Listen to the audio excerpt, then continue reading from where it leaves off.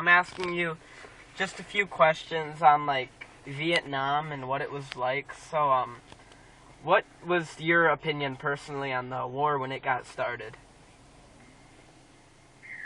Well, when it got started, we just went in as advisors, the United States, to help them out, and the communists were coming to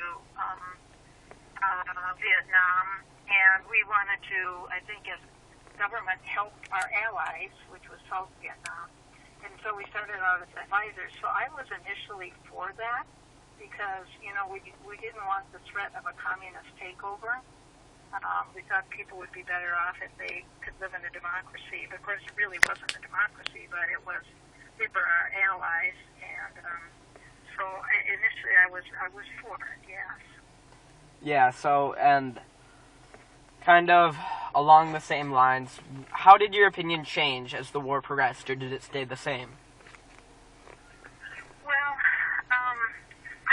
I supported the war as it went on, but I don't think it was handled correctly. I mean, there wasn't, towards the end, I think we could have won it if we would have stayed the course, but President Johnson, who was in power at the time, he just kind of waffled to popular sentiment, and I mean most people, there was a lot of people that turned against them, and they, Jane Fonda went over there, and it was an awful thing, and we're killing people, and so people started saying, we have to get out of there, but we were on the verge of, I think, winning, and then I think Johnson kind of pulled back, and I think if we would have finished it off, I mean, it was an awful war. I mean, you hear about the casualties, and it was, how hot it was, and the jungle rot and everything, and you felt really bad, but you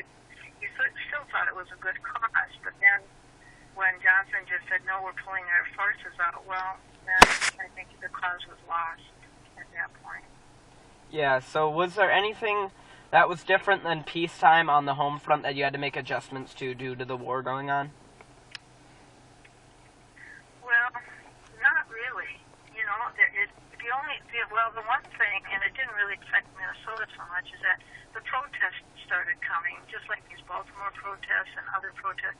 There were certain groups of people, of course they didn't have cell phones then, but still people would call each other, and then they had all the protests a lot at colleges, not so much as high schools, but at colleges there were a lot of protests, and then that started, causing some unrest, and that was after the 60s, and we had a lot of rioting with watch and things like that, so there was some of that rioting, but I don't think personally it affected us, except that we did know people going over there, and then when the Vietnam vets came back, a lot of people didn't get behind them and support them and welcome them back, and I was very busy raising kids, little kids, I had lots of little kids, and I didn't really do anything in favor of it or against it. I was sort of, neutral at home. It didn't really affect me very much.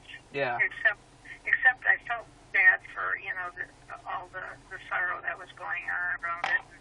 And there was a lot of protesting going on, and I think Dad told you that, Uncle Steve's brother was a protest. He went to Canada.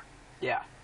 Get away from it for a little bit. So that was going on. But personally, Dan and he was working, I was working. I was raising the kids, and we were so involved with our own life that I don't think we did much one way or the other. All right. Well, I don't want to hold you too long here, Grandma. So I'll let you go. Thank you so much for your time. I really appreciate it.